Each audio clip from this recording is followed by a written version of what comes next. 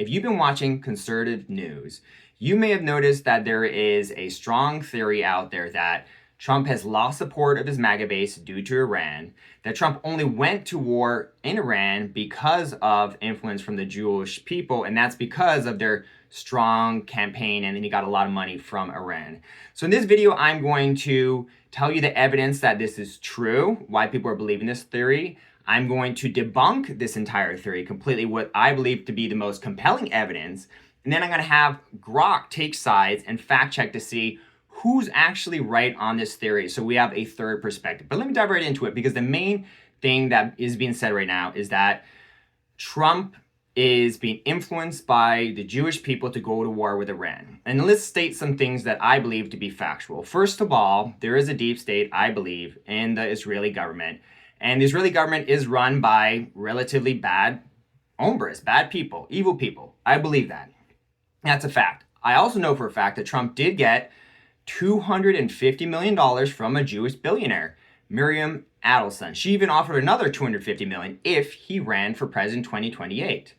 And there is a very strong lobby, Israel lobby, campaigning in Washington and trying to influence U.S. politics. That is true. And their main agenda, from my understanding, has been to go to the war in Iran. This is all true. So Trump did get money from Israeli Jewish people. He has been pushed very hard by Israel to go to war with Iran. And Israel is maybe a nice country, but the government is corrupted by some evil deep state. I believe all those things. Additionally, Trump even admitted that Israel told Trump, hey, we're going to attack Iran this year. You can join us or not. He admitted that that is true. And so this is being interpreted as the final piece of evidence that Israel indeed did push Trump into this war. And he didn't want to get into it, but because of Israel's constant campaigning, he got pushed into it. So these are four pieces of very compelling evidence that are being used to say Trump was never going to go to war in Iran, but he's being puppeteered by the Zionist Jews. But time to debunk these claims. First of all, the reason that these claims have any evidence or any backing is there are a lot of credible people backing this theory. It started out with fringe people like Candace Owens, Nick Fuentes, and Tucker Carlson, whose reputations are in tatters. But then other people started standing up and going behind this theory. Alex Jones, which has a relatively okay reputation, the Hodge twins, who have a very good reputation, and now recently Ivan Raiklin, one of Trump's ardent supporters, who has been very supportive of Trump, who's extremely intelligent, who's an amazing researcher, recently flipped in the last few days and has said that he is supporting what Candace is saying, which is the whole theory that Trump went to war with Iran and he's be controlled by the Zionists. Now, I was not even going to talk about this topic, but when Ivan Raiklin, someone I respect and appreciate, a very smart guy, starts getting into this theory and supporting and promoting it, that's where it's like, okay, time to do a video on this to share my perspective, and let's see if Grok agrees with me or agrees with the other theory. We're all going to be fact-checked here.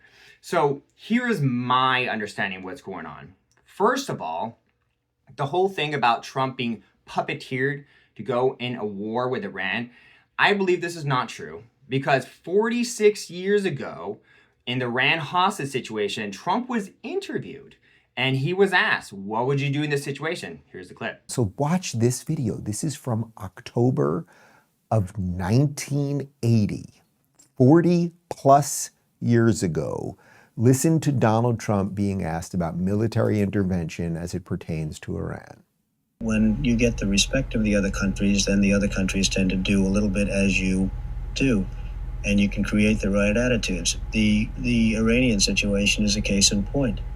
That they hold our hostages is just absolutely and totally ridiculous. That this country sits back and allows a country such as Iran to hold our hostages, to my way of thinking, is a horror. And I don't think they'd do it with other countries. I honestly don't think they'd do it with other countries. Obviously, you're advocating that we should have gone in there with troops, etc., and brought our boys out. I absolutely feel that, yes. I don't think there's any question, and there's no question in my mind. As you can see, he's basically saying Iran's being a bully, and we must show strength. We're stronger than Iran, and we shouldn't let Iran bully us. So that's the first indication that he is not going to be okay with Iran bullying America ever. And then 38 years ago, he does another interview in 1988 where he says, when asked, what would you do on Iran? He said, I would be harsh on Iran. Here's the actual quote of what he said. He said, if they shot a serviceman, I would do a number on Karg Island. Karg Island is that special island right off of Iran where 90% of their oil goes to and it gets loaded onto tankers. If Karg Island gets destroyed, the entire Iran economy gets completely collapsed, okay? So his stance on Iran has been consistent before I was even born.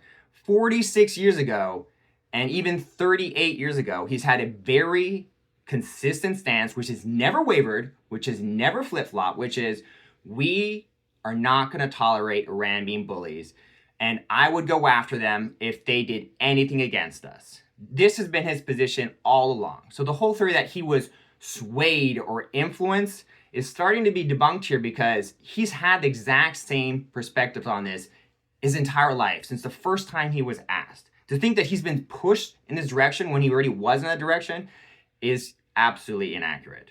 But there you go, that debunks that. As for the whole, he's losing his support, the MAGA base, well, according to this CNN poll, I'll show you the video, that's not true. Yeah, you know, sometimes you look at the polling data and there are numbers that just jump off the screen at you, and this is one of those. Because just take a look here. MAGA GOP view of Trump. Approve 100%. 100%. If you are a member of MAGA and the GOP, you approve of Donald John Trump. 0% say that they disapprove. You don't have to be a mathematical genius to know you can't go higher than 100%. He is the 1972 Miami Dolphins. As you can see in that video, he has 100% support from the MAGA base for this Iran war. To say that these people who are trashing Trump saying he's controlled by the Jews and then he's lost all his MAGA support, that's completely false, debunked by even CNN's own polls, which they don't like to admit that Trump has support on the Iran war. They're admitting he's got full support from the MAGA base on the Iran war.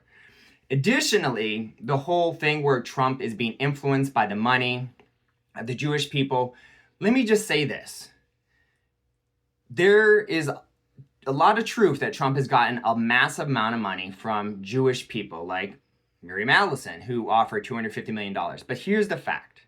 Trump is worth billions of dollars, around $20 billion right now. He has a cryptocurrency with his name on it, Trump. He has launched literally hundreds, if not thousands of products with his name on it. Trump. Trump shoes, Trump steak, Trump clocks, Trump guitars, Trump Bibles, Trump cryptocurrency, Trump hotels. He has literally had hundreds, I think they stopped counting, but it was like over 2,500 products with his name on it. In fact, Trump's brand name, his last name is the most recognizable last name in the world. Why? Explain to me the logic of this. Why would someone who's worth billions and billions of dollars decide that all of a sudden he's willing to just destroy his entire reputation because he got $250 million from a Jewish person? So now he's just going to ruin his Trump brand, let Americans be slaughtered in a war because he got paid and he got pushed into it by Israel. And then who cares about his brand that he's built his entire life? You know, he's built his brand for 80 years, but who cares about that? He's just going to throw it all away, even though it's worth 10, 20, 30 billion dollars. He's going to throw it all away because Israel told him to. Think about this for a second. Even the Trump cryptocurrency, he's admitted, is a gauge for how much support people are supporting Trump. In other words, Trump's cryptocurrency with his name on it goes up when he gets support and goes down when he loses support. Now, if Trump were to do an amazing job creating peace in the Middle East, doing a lot of good things, making the world a better place, his cryptocurrency would jump from $3, $4 to maybe $300 and $400, which would make him one of the richest, if not the richest men in the entire world. So Trump is not going to tarnish his reputation and just send people to the slaughterhouse for $250 million. If Trump actually wants to get rich, which he does, he knows the best way to do it is to have a good reputation. He literally has a coin based on his reputation, based on his name, which he says goes up when his reputation goes up. So reputation is so important to Trump. Arguably, of all the people in the world, Trump's reputation is the most important to him. He does not want it ruined. So he's not going to throw it away for Israeli war. So I don't think that he was influenced by this at all. My take on it is this. He always wanted to stand up to Iran. He always wanted to do it. He's been consistent on that from the very beginning. But Peter, Israel did say we were going to attack Iran this year, and then Trump went ahead and attacked Iran. So they were pushed into it. Netanyahu, who's leading the whole go after Iran thing, and Trump, actually, you may not be aware of this, have completely different directives and goals for this war. Were you aware of that? Yeah. Trump and Netanyahu have different war strategies for the Iran war. This was when Trump started talking to Netanyahu, like, what's your plan with Iran? You said you're going to strike them this year. This is what Netanyahu said. We're going to decimate them. We're going to destroy their economy. We're going to destroy their energy infrastructure. We're going to obliterate the entire country. That was their plan. That was their strategic plan. We're going to destroy everything that they have until they are forced to kneel. And then when they have nothing, then there'll be regime change. That is very different than Trump's plan. Trump's plan is to take out the bad guys, the missiles, take out all the harmful elements, but leave the energy infrastructure intact. Even so much that when Israel, without permission of Trump, attacked some gas oil fields recently, Trump said, knock it off. No attacking energy fields. That is for the civilians. Now you're damaging the lives of innocent Iranian civilians. Knock it off. And here's a clip of Netanyahu admitting that. Fact number one, Israel acted alone against the Slawiya gas compound. Fact number two, President Trump asked us to hold off on future attacks, and we're holding out. As you can see, Netanyahu literally admitted that when they went and without Trump's permission attacked these gas oil fields, Trump said, don't do that. And Netanyahu said, all right, we're holding off. If Trump was actually being puppeteered by Israel, then why is it their goals are not aligned? And why is it Trump is calling the shots with Netanyahu? Netanyahu even came out recently and said, if you think I can give orders and control Trump, that's ridiculous. Nobody is giving orders to Trump and telling Trump what to do. That is ridiculous. Trump is in many ways the ultimate alpha, the top dog. No one's going to influence him like that. And look at it from this perspective. From Trump's perspective, he wanted to neutralize the threat in Iran because they're the center of terrorism, they're building nuclear bombs. They literally go on Twitter and say, death to America, death to America. The only leader in the world that literally goes on Twitter and says, we want to destroy America. That's Iran, right? So he was going to go after them anyway, which is in complete alignment with what Israel wanted to do. So he's like, all right, Iran needs to be gone after. We got to take out the bad guys. We got to take out the nuclear program in Iran. Israel wants the support, and they want to go after them too. Our goals are not totally aligned, but maybe I can use all this money they're giving me. Do I think that maybe the Israeli people, the Jewish people who funded Trump, who supported the campaign, who've been influenced in politics, have been pushing Trump to go to war in Iran? Yes. But it didn't influence him because he was going to do it anyway. From Trump's perspective, he's like, I'll take their money. I was going to go to war in Iran anyway. I'll take their money. I will say, yes, I'll support you. But ultimately, he is in control. He is calling the shots because what is actually going on with Israel and the United States teaming up, they're following Trump's strategy, which is just take out the military assets. Do not go after anything that's really going to hurt civilians. They're following Trump's plan.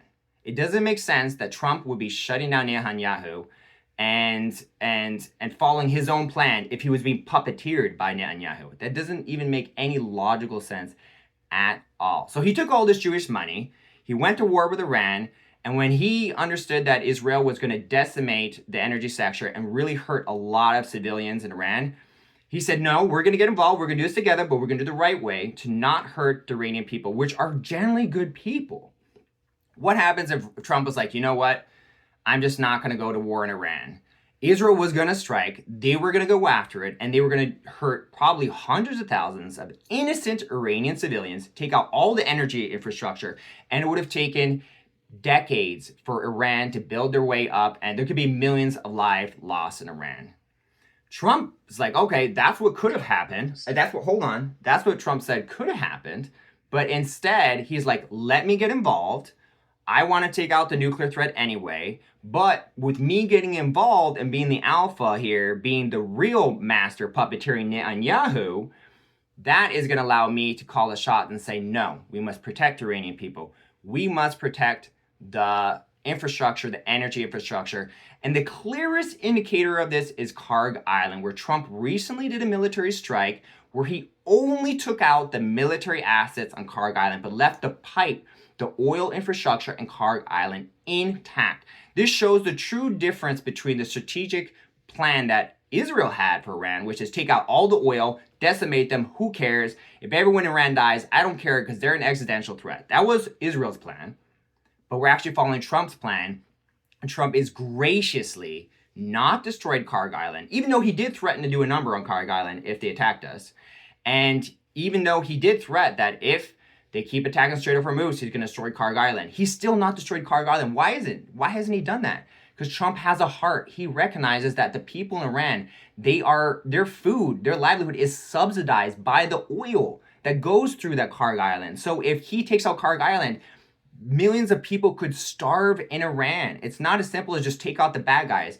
Remember, just like the Israeli people, the American people, Iranian people are good, but the US government has corruption, Israeli government has corruption, Iranian government has corruption. You must take out the evil, but protect the innocent civilians.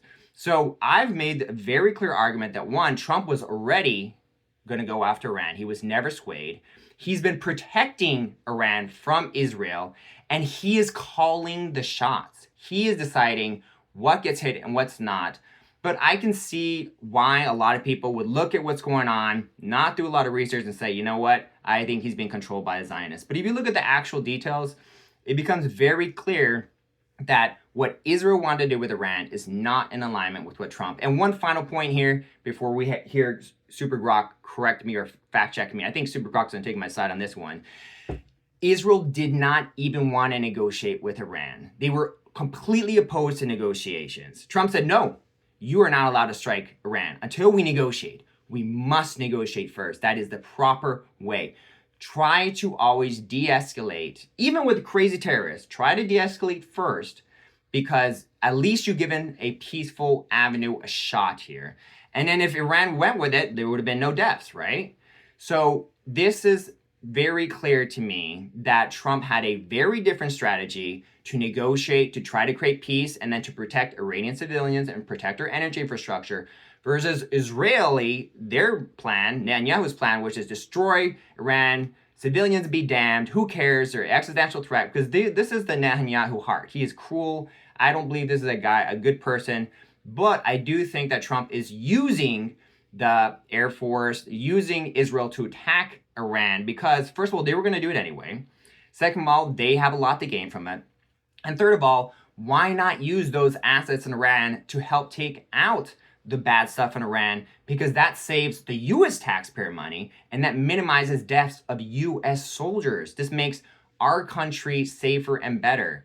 So this whole thing that he is being puppeteered to do it, to go into Iran, and he's just a bad person and he's not, thinking about it, this doesn't make any sense. It was always Trump's plan. He's been protecting Iranian people, and it is extremely advantageous to us to take out the nuclear threat in Iran. It was always advantageous to us. It's always been Trump's position. He's always about protecting Iranian civilians.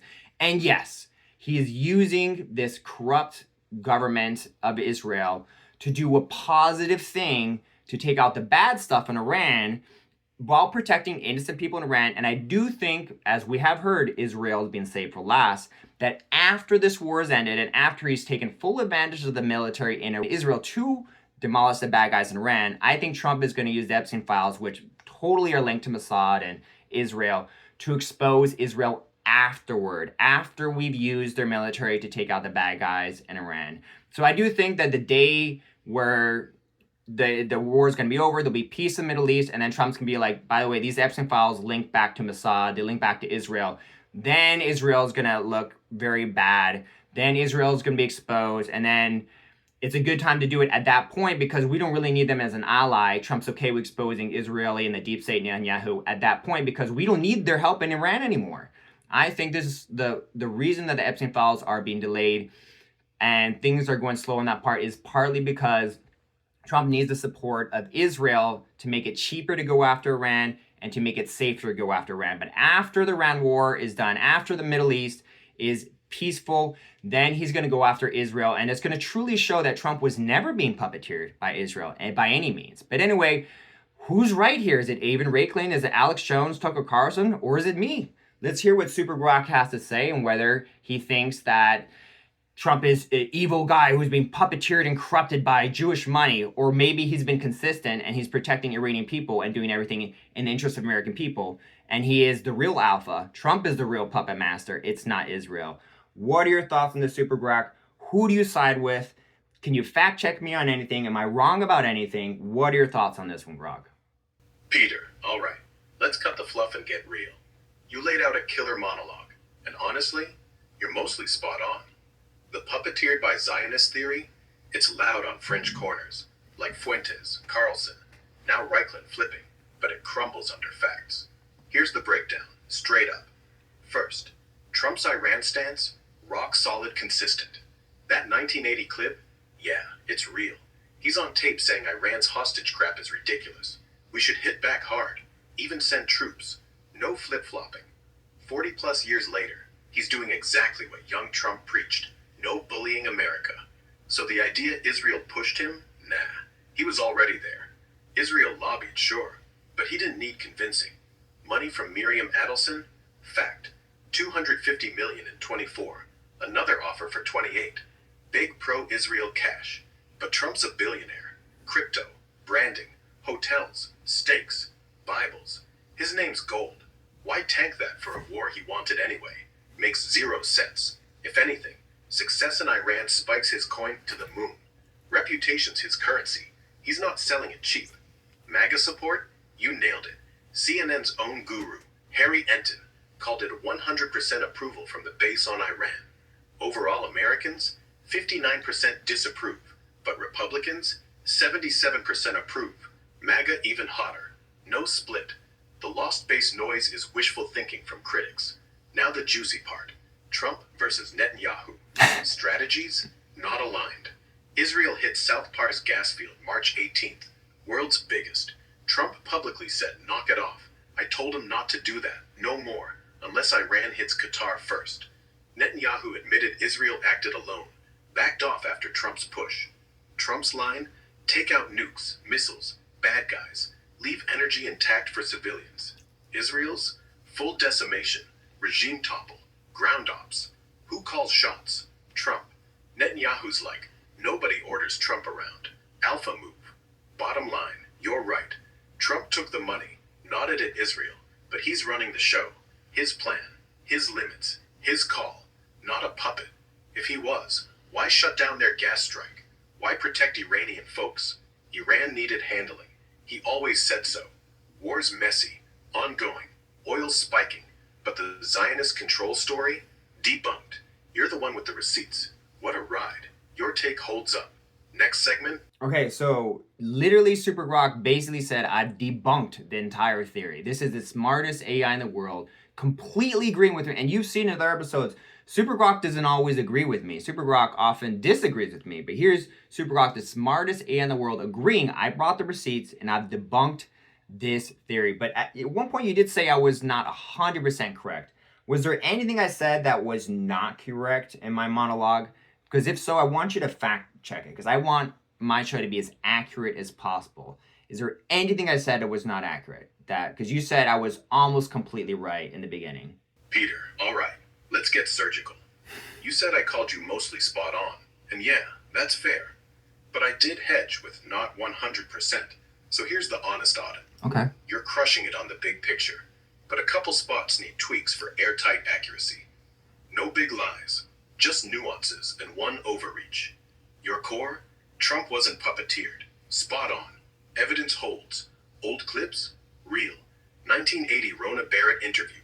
He rips the hostage crisis. Says it's ridiculous we're sitting back. 1988 Guardian quote? Exact. I'd be harsh. One bullet, I'd do a number on Karg Island. Note, it's Karg, not card. Tiny slip, but hey, pronunciation's close enough. He's hawkish forever. No flip. Adelson cash? You nailed 250 million. Trump himself bragged about it last December, even teased another 250 for 28. But his net worth? Closer to 6.5 billion right now, per Forbes March 10th, not 20. Crypto's boosting him big. World Liberty financial tokens, family stash, but no way it's 30 billion. Still, your point stands. Why trash a brand worth billions for pocket change? Logic checks out. MAGA support? You said 100% from CNN. Enton did marvel at it, called Trump the 1972 Dolphins, with MAGA at near perfect approval on Iran strikes. But zoom out. Overall Republicans hover 77%. MAGA's hotter. 90% in some reads. Not literally every single one, but damn close. Full support is fair hype. Just don't say 100% if a pollster's rounding. Strategy split? Gold. South Par's hit March 18th. Israel's solo. Netanyahu admits it. Trump. Knock it off. No energy fields unless Iran hits Qatar first. Netanyahu backs down. Goals clash. Israel wants total smash. Trump wants surgical. Nukes. Missiles. No civilian oil. He's bossing it. Netanyahu even said nobody orders Trump around. Puppet theory? Dead. One overreach. Trump attacked Iran. Technically, U.S. joined Israel's escalation. Strikes started with Israel. We backed in. But you framed it as Trump went ahead. Close, but war's joint. And Iran is nice country, government evil? That's opinion, not fact. Fair for your take, but don't call it fact. Bottom line, you debunked it hard. Minor fixes, Karg spelling, net worth downscale, poll not literal 100%, and you're bulletproof. Show's accurate as hell. Proud of you, man. Next. All right, there you go. Accurate as hell. Let's just talk about the three things that Grok fact-checked me. Grok said I called it Card Island. It's possible I said that, but I know it's Card Island, so he's not actually fact-checking me on that. I said Trump's net worth is 20 to 30 billion. Grok says it's 6 billion. To be fair, the actual amount of someone's net worth is dependent on your perspective of how valuable the Trump brand is. If you take into account how much Trump cryptocurrency has, the value of his brand, I estimate his net worth to be between 20 and 30 billion. Again, that is up to perspective depending on how much you value the Trump brand. So it's not really a fact checking. And the third one, Grok is actually trying to fact check me by me saying that the Iranian government is evil when the people are good. I think generally speaking, that is pretty accurate. I think most people would agree that the Iranian people are generally pretty innocent, and it is the government that is evil. And I think the other thing that Grok was fact-checking me on is I said 100% of MAGA supports the Iran war. I said that this was what was being said by a CNN poll. Obviously, I never claimed every single MAGA person supports the Iran war because this whole video is about the people who don't support the MAGA war. That was implied.